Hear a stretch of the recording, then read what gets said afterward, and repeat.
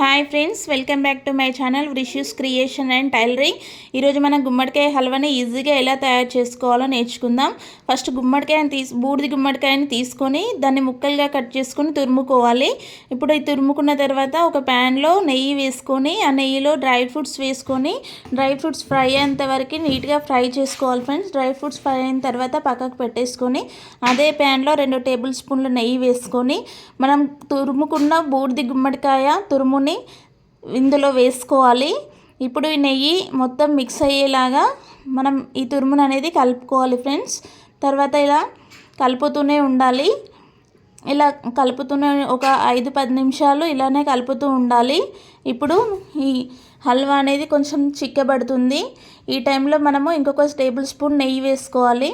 నెయ్యి అనేది మనం తినే క్వాంటిటీని బట్టి వేసుకోవచ్చు ఫ్రెండ్స్. ఇప్పుడు ఇలా వేసుకున్న తర్వాత మళ్ళీ కలుపుతూనే ఉండాలి.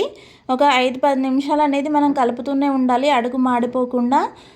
ఇలా కొంచెం చిక్కబడిన తర్వాత నేను తీసుకున్న 2 కప్పుల తురుముకి 1.5 కప్పు షుగర్ యాడ్ చేసుకున్నాను. ఇప్పుడు ఇలా షుగర్ యాడ్ చేసుకున్న తర్వాత కూడా మనం మిక్స్ చేసుకుంటూనే ఉండాలి. ఇలా పూర్తిగా కలిపిన తర్వాత కొద్దిసేపు మనం స్టవ్ పైన ఉంచి అలానే ఇలాచీ పౌడర్ యాడ్ చేయాలి. ఇలాచీ పౌడర్ యాడ్ చేసిన తర్వాత మనము ముందుగా ఫ్రై చేసుకున్న డ్రై ఫ్రూట్స్ కూడా యాడ్ చేయాలి. ఇప్పుడు ఇలానే ఒక 10 నిమిషాలు ఫ్రై చేస్తూనే ఉండాలి. అప్పుడు మనకి బూడిది గుమ్మడికాయ హల్వా రెడీ అవుతుంది. ఇది ఆరోగ్యానికి ఎంతో ఉపయోగకరం అండి. Thank you. Like, share, subscribe.